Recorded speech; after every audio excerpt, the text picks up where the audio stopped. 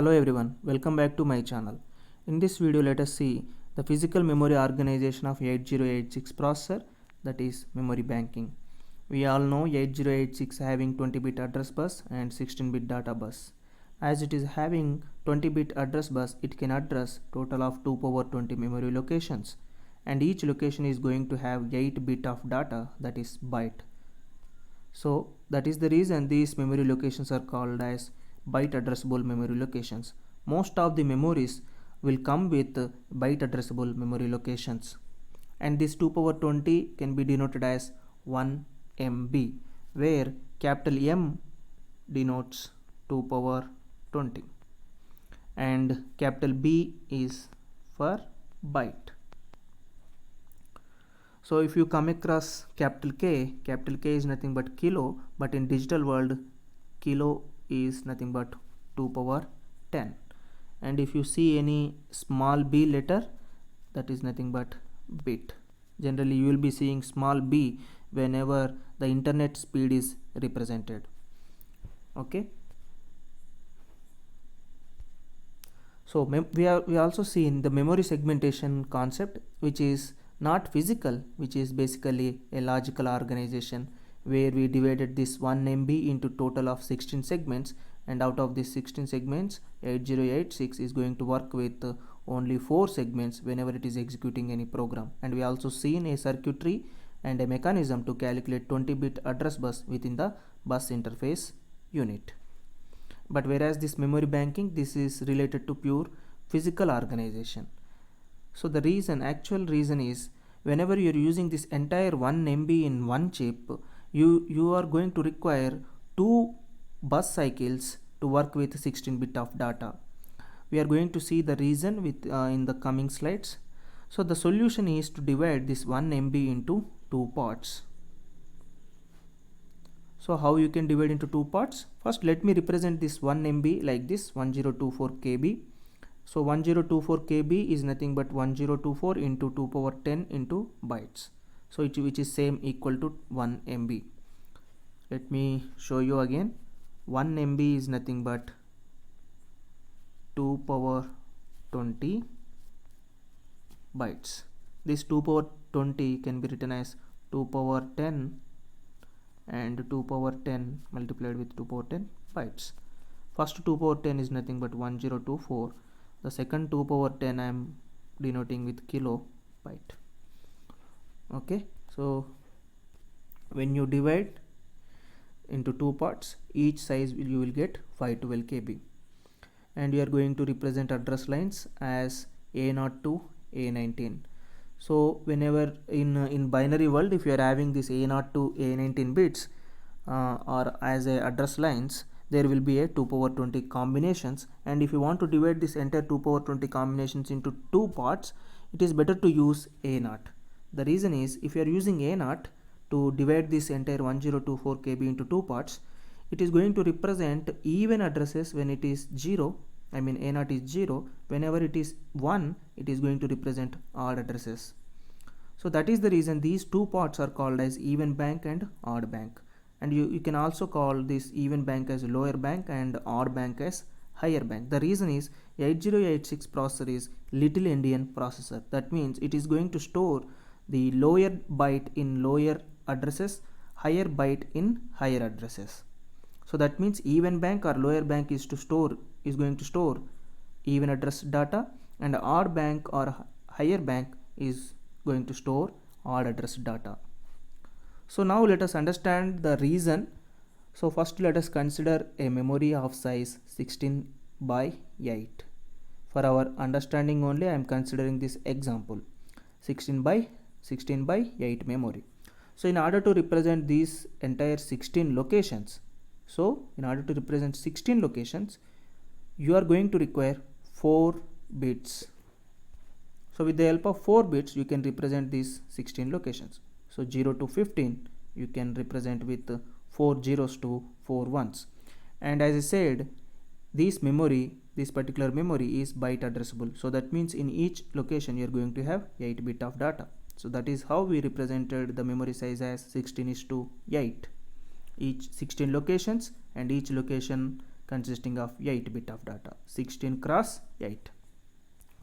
So now let us consider a processor. Let us consider a processor, not 8086. In general, you consider a processor which is having 16-bit data bus and also 16-bit address bus. So now it wants to access 16-bit of data from location 8. Let us say it is wanting 16-bit of data from location 8. So generally, what is the procedure? First, it has to calculate that particular address. So that will be done within the processor. Then it has to use the bus to locate the particular address. So after locating that, it can take out that particular data if it is a memory read operation. So you can see this particular bus is nothing but the bus size is nothing but 16-bit, because we consider the particular processor as a 16-bit data bus and 16-bit address bus. So this particular bus is consisting of 16-bit address bus in the first cycle, in the first clock T state. Then it is going to take out that particular data. Then this particular bus, now it will work as a data bus. So that means this particular 8 bits of data will be moving towards the processor. But this particular data bus size is 16-bit. So that means you are using only 8-bit. I mean, you are going to use only 8 lines of bus. So only 8 bytes of information is moving towards processor. So this is one cycle is completed. One bus cycle is completed.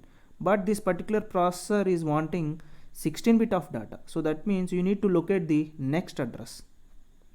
Then it has to consider the next 8-bit. Then this particular bus will now will work as a data bus. So this particular remaining 8-bit of data will be moving towards processor. But in both the cycles, the bus is not fully utilized. Out of 16 lines, we are going to use only 8 lines. And obviously, you require 2 cycles. So this is how I have shown in the first slide. If you are using this entire memory in linear fashion or in one chip, you are going to require 2 bus cycles to work with 16-bit of. So now let us see the solution. So now again consider the same 16 cross 8 memory. Now let us consider this all locations are filled with some data. So that means this memory is having data in all locations. Now let us divide this 16 cross 8 memory into 2 parts, like shown in the figure. After this, like how I have divided into 2 parts, all even addresses into one part and all odd addresses into other part. So that means even address data will be moved to the even bank, and odd address data will be moved to odd bank or higher bank. So like this, now you are using 2 memory chips or 2 memory banks to hold the data. So that means there is no requirement of linear memory. So now you have 8 bytes in the first bank and 8 bytes in the second bank. And if you look at the address of these memory locations, we are going to use 4 bits as when you representing in the same previous case, but this time A3, A2, A1 are used to address the memory banks. I mean to address the locations in the memory banks, and A0 is going to use to select the memory bank. So you don't look at A0 as of now, just look at A3, A2, A1. This A3, A2, A1 values are same for both the banks. You will come to know the importance of this. So now let us consider again the processor. Now this time the same processor, now again it is expecting a data from memory location 8, which is 16-bit. So that means at location 8 it is going to take 8-bit of data, and at location 9 it has to take the remaining 8-bit of data.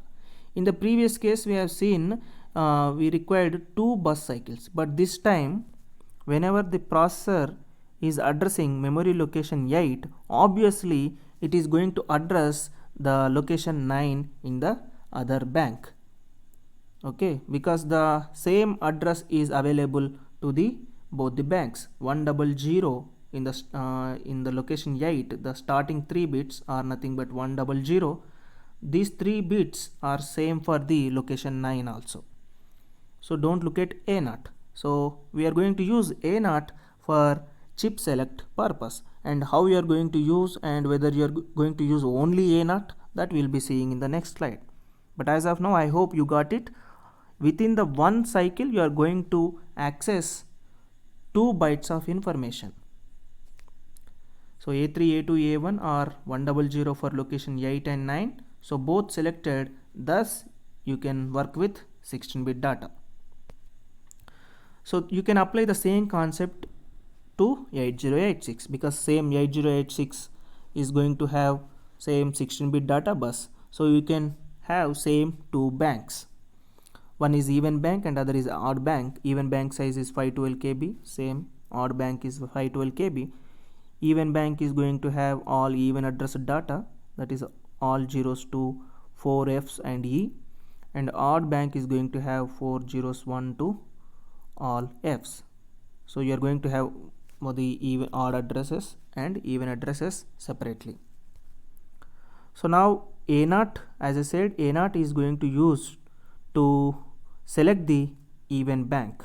So that means A0 is like a chip select signal for even bank, and you are going to use other signal which is bus high enable, which is active low. Here the bar indicates active low. So you are going to use 2 signals to select these 2 banks. So A19 to A1 are used to address the memory banks, to address the memory locations in each bank at a time, and A0 is used to select the lower bank, and BHE is used to select the upper bank or higher bank. The common chip select signal is not used. So what I mean here, why we are not going to use the same A0 as a chip select for both the banks? The reason is, always this 8086 processor doesn't want 16-bit of data. For our example only, I have considered like my processor is expecting a 16-bit of data, but always whenever it is executing the program, it may not require 16-bit of data. Sometimes it wants 8-bit of data also. So we will be seeing why exact the scenario in the next slides. But as of now, you can understand we are not going to use A0 as a common chip select signal for both the banks. So this is the full-fledged circuit, like the overall view of this particular memory banking. We are going to have 2 banks. You can see the locations, even locations left side and odd locations right side, and we are going to use A0. Let me use pointer A0 for this particular even bank chip select, BHE bar for odd bank selection. And whenever this particular A19 to A1 is representing any address, that particular address will point out the corresponding 2 locations, one location from this even and other location from odd. Because you are not going to use A0, these A19 to A1 are same for both the locations. After locating that particular memory, you are going to load the data towards data bus. So this particular even address will be moved to D0 to D7 lines, and odd address data will be moved to D8 to D15. In fact, whenever you are learning the pin configuration or signal description of 8086, you are not going to have separate separate data lines and address lines. In fact, you are going to have time division multiplexed address and data lines. So that means you are going to use the same lines for address and as well as for the data, but with the division of time. Like with the time sharing, you are going to use the same lines to hold the address and to hold the data. But our representation, I am showing these A and D lines separately. Okay, so now let us see, as I said, how you are going to use this particular chip select signals for various operation. As I said, always this 8086 may not want 16 bit of data. So in the you can see whenever BHE bar equal to 1, that means you are not going to select the odd address bank, you are selecting only even address bank. So that means you want a data which is byte of data and which is starting at even address. So in that scenario you are going to use the data lines D0 to D7. Sometimes the processor wants only the data which is resided at odd addresses. So for that you need to choose BHE bar as 0 and A0 as 1. Obviously for odd addresses A0 will become 1 itself. So the extra signal you need to work on, 8086 has to take care of, that is BHE bar. So in this scenario we are going to use the higher bits, those are D8 to D15. Sometimes majority of the times the 8086 will work with 16 bit of data. In that case you need to choose A0 as 0 and BHE bar as 0. Obviously A0 is part of address, you need not to worry about A0. Obviously it will be 0 whenever you are working with a word which is started at even address. So then you are going to use the entire data bus, that is D0 to D15. And whenever this BHE bar and A0 are equal to 1, that means none of the bank has selected. So that means there is no data reading or data writing towards memory. But there is a situations like if 8086 wants some kind of data which is started at odd address, so in that scenario first you need to choose the second combination, that is 0 1, so that first you can pick the odd address data, then you have to go with the first combination, that is 1 0, so that you can pick the even address data. Okay, so but for only this scenario you are going to use 2 bus cycles, but all remaining 4 cases, in fact all remaining 3 cases, you require only 1 bus cycle. So let me summarize. So the first point is this memory banking is physical organization. When I say physical, this 1 MB data, please don't confuse, this MB is memory banking. 1 MB data is divided into 2 parts.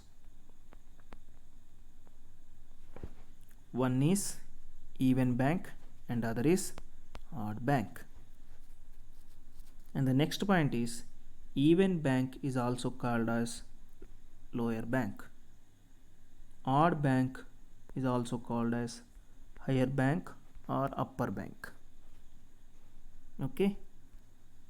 And the next thing is you are going to use A0 as a chip select for even bank and BHE bar for odd bank. And you have to remember all the A0 and BHE bar are active low pins. Active low is nothing but whenever these pin are 0, that corresponding bank will be selected. Okay, I hope you got this concept. If you have any doubts, use the comment section to ask your doubt. Thank you so much.